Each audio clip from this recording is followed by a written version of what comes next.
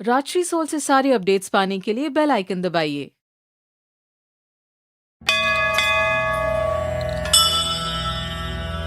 अथ श्री सूक्तम्। ॐ